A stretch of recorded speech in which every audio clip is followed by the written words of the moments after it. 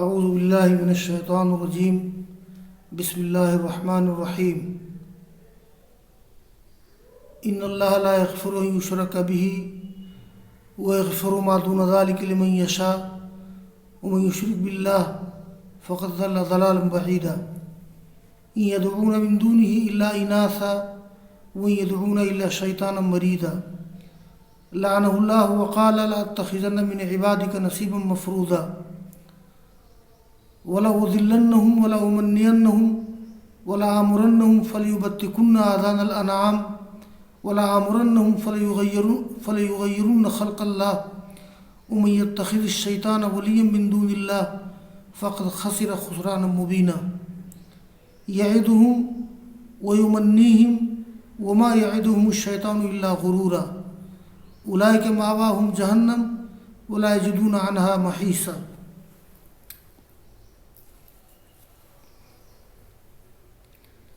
عزیز طلباء، قرآن کریم میں سورہ نساء کا رکوع نمبر 18 آج شروع ہوا ہے۔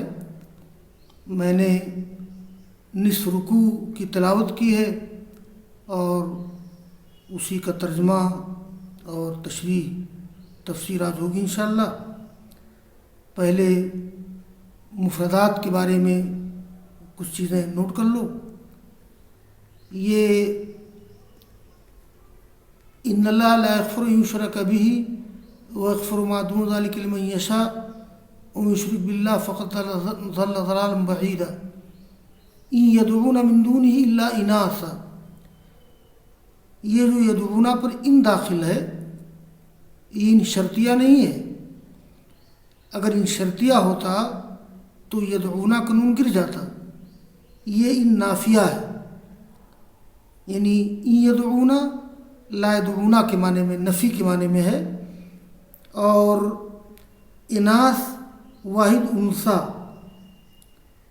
یہ مادہ مونس۔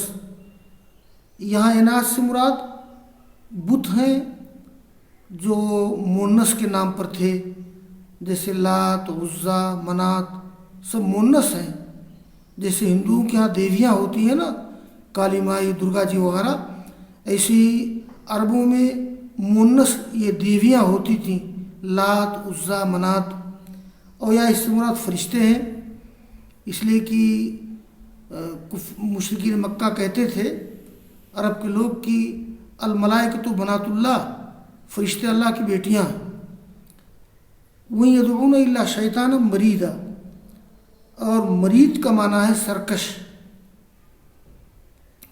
یہ مرادہ یمردو و مرودہ یمردو مرودن و مرادتن، سرکش ہونا، نافرمانی کرنا۔ تو مرید مانے سرکش۔ یہ میں یہاں تک تشریح کر دوں، اس کے بعد پھر آیات کا ترجمہ۔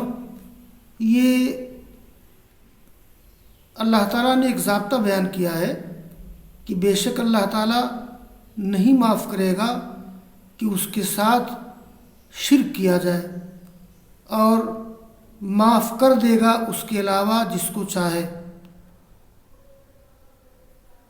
اور جو شخص اللہ کے ساتھ شریک ٹھہراتا ہے فقط ضل ضلالا بعیدا، وہ کھلی ہوئی گمراہی میں پڑ گیا، وہ بڑی گمراہی میں پڑ گیا۔ اس میں اللہ نے یہ ذکر کیا ہے کہ اللہ تعالیٰ شرک کو نہیں معاف کر سکتا، اس لیے صحیح العقیدہ ہونا ضروری ہے۔ اگر کوئی شخص مرا ہے اور اس کا عقیدہ صحیح ہے، یعنی صحیح العقیدہ ہے، تو اگر اس نے گناہ کبیرہ کیے ہیں تو انشاءاللہ اس کی بخشش ہو جائے گی۔ البتہ ایسے لوگوں کی 3 قسمیں ہیں۔ کوئی مسلمان اگر صحیح العقیدہ ہو کر کے مرے تو اس کی 3 قسمیں ہیں۔ یا تو اس کی نیکیاں زیادہ ہوں، برائیاں کم ہوں، تو اللہ تعالیٰ ایسے صحیح العقیدہ مسلمان کو جنت میں داخل کرے گا۔ اور اگر کوئی صحیح العقیدہ مسلمان مرے، اس کی برائیاں زیادہ ہوں، نیکیاں کم ہوں، تو اللہ تعالیٰ اسے جہنم میں داخل کر سکتا ہے، جہنم میں داخل کرے گا، بعد میں نکال دیا جائے گا۔ تو تیسری قسم ہے صحیح العقیدہ مومن جس کی نیکیاں برائیاں برابر ہوں، ان کو اصحاب الاعراف کہا جاتا ہے۔ یہ ایک مدت تک جنت و جہنم کے درمیان رکھے جائیں گے اور بعد میں بخش دیا جائے گا۔ تو یہ ہے، اور یہ جو مومنین کی دو قسمیں ہیں ان کا تذکرہ سورہ القاریہ میں ہے۔ اللہ نے فرمایا ہے نا، یہ القاریہ ما القاریہ وما ادراک ما القاریہ یوم یکون الناس کالفراش المبثوث وتکون الجبال کالعہن المنفوش فاما من ثقلت موازینہ فهو فی عیشۃ راضیہ، یعنی جس کے ترازو کا پلڑا بھاری ہوا، یعنی جس کی نیکیاں زیادہ ہوگی تو وہ اچھی زندگی میں ہوگا، یعنی جس کی نیکیاں زیادہ برائیاں کم، جب نیکیاں تولی جائیں گی تو نیکیوں کا پلڑا بھاری ہو جائے گا۔ وَأَمَّا مَنْ خَفَّتْ مَوَازِينُهُ فَأُمُّهُ هَاوِيَةٌ وَمَا أَدْرَاكَ مَا هِيَهْ نَارٌ حَامِيَةٌ، اور جس کی نیکیوں کا پلڑا ہلکا ہو گیا تو اس کا ٹھکانہ حاویہ ہے۔ تو یہ سورہ قاریہ میں ذکر ہے، اور جن کی نیکیاں برائیاں برابر ہوگی ان کا تذکرہ سورہ اعراف میں، جن کو اصحاب الاعراف کہا جاتا ہے۔ آگے اللہ نے ذکر کیا کفار و مشرکین کے بارے میں کہ ان یدعون من دونہ الا اناثا، نہیں پکارتے ہیں وہ اللہ کے علاوہ مگر مونس دیویوں کو، یعنی وہ لوگ اللہ کے علاوہ مونس دیویوں کو پکارتے ہیں۔ اس کا دو مطلب ہے، ایک تو یہ ہے کہ ان کی دیویاں مونس ہیں جیسے لات عزا منات، یا یہ ہے کہ وہ کہتے ہیں کہ فرشتے اللہ کی بیٹیاں ہیں۔ وہیں یدعون الا شیطانا مریدا، یہاں بھی ان نافیہ ہے، وہ لوگ سرکش شیطان ہی کو پکارتے ہیں۔ اصل میں ان کے بعد الا جب آ جاتا ہے تو حصر کا معنی پیدا ہو جاتا ہے۔ لعنہ اللہ، اللہ نے شیطان کو ملعون قرار دیا ہے۔ وقال لا تتخذن من عبادک نصیبا مفروضا، یہ نصیب مفروضہ، نصیب مانے حصہ جمع انصبۃ، اور مفروض مانے متعین مقرر۔ یہاں نصیب مفروضہ سے مراد ہے، یہ یا تو اس سے مراد انسانی افراد ہوں یا اس سے مراد نظر و نیاز ہو۔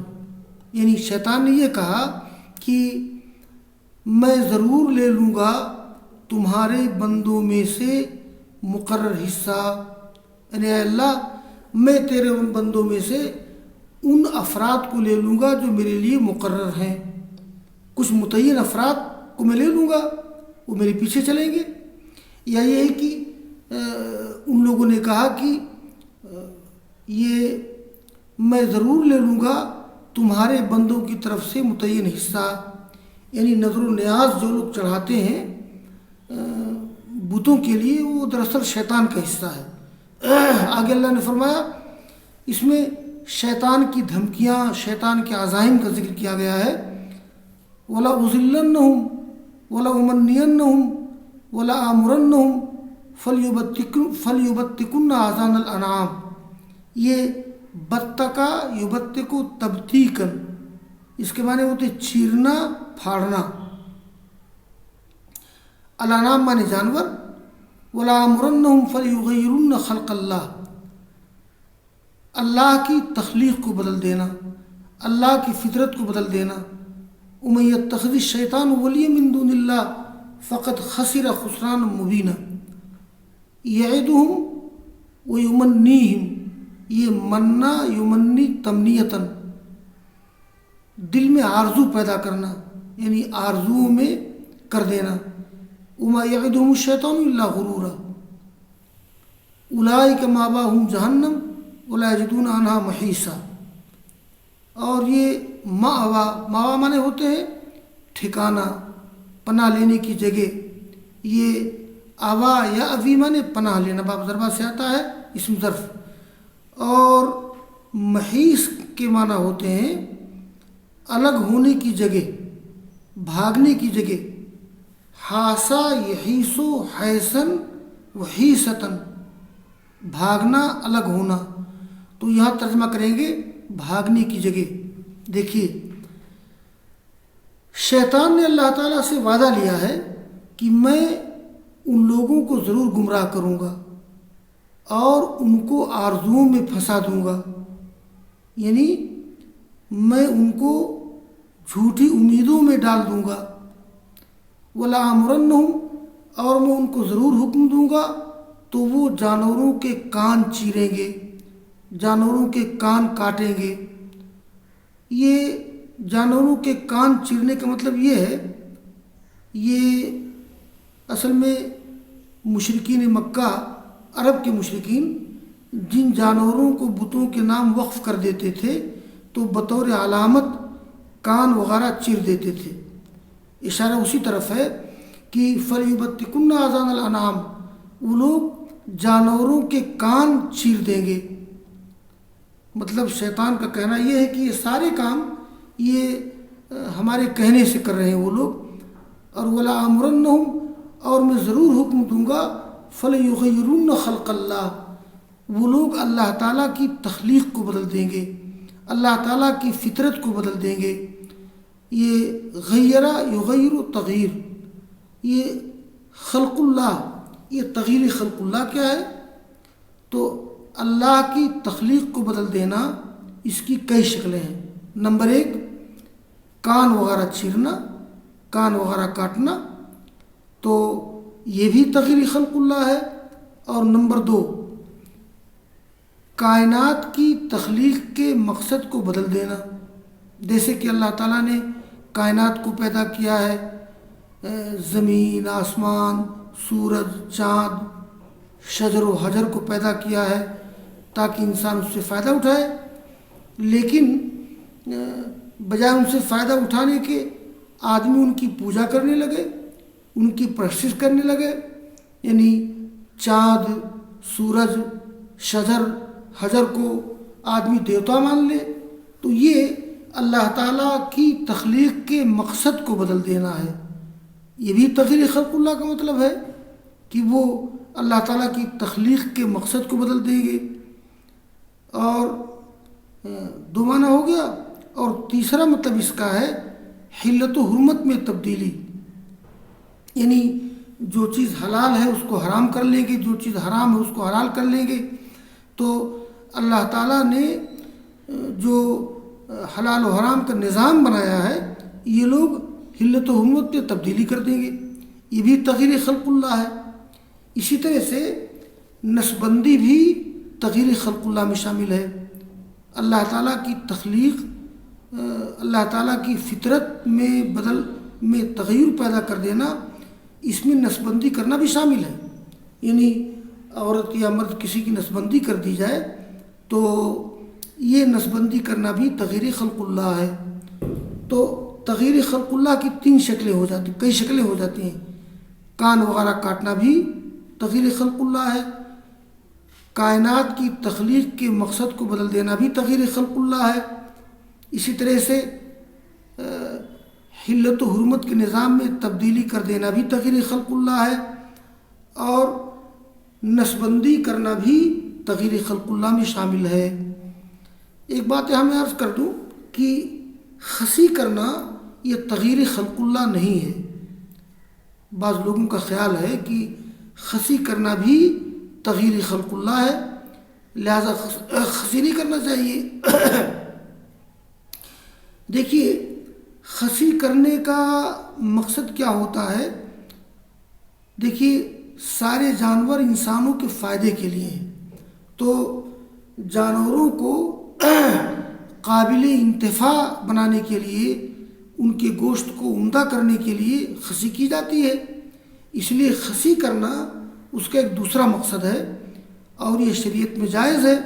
خود رسول اللہ صلی اللہ علیہ وسلم سے ثابت ہے کہ آپ نے خسی کیے ہوئے جانوروں کی قربانی کی ہے، تو خسی کرنا اس میں شامل نہیں ہے، یہ ایک مستقل بحث ہے۔ بہرحال وَلَآمُرَنَّهُمْ فَلْيُغَيِّرُنَّ خَلْقَ اللَّهِ وَمَن يَتَّخِذِ الشَّيْطَانَ وَلِيًّا مِن دُونِ اللَّهِ فَقَدْ خَسِرَ خُسْرَانًا مُبِينًا۔ تو یہ شیطان کہہ رہا ہے کہ میں ضرور ان کو گمراہ کروں گا، ان کو آرزوؤں میں ڈال دوں گا، انہیں ضرور حکم دوں گا تو وہ جانوروں کے کان کاٹیں گے، کان چیریں گے، انہیں میں ضرور حکم دوں گا، وہ اللہ تعالیٰ کی تخلیق میں تبدیلی کر دیں گے۔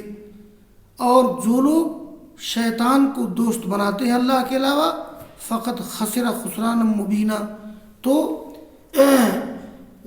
یہ ان لوگوں کا کھلا ہوا گھاٹا ہوگا یا ہوا۔ یعدہم ویمنیہم، شیطان ان سے وعدہ کرتا ہے، ویمنیہم، اور ان کے دلوں میں آرزو ڈالتا ہے۔ شیطان ان سے وعدہ کرتا ہے اور انہیں جھوٹی آرزوؤں میں مبتلا کر دیتا ہے۔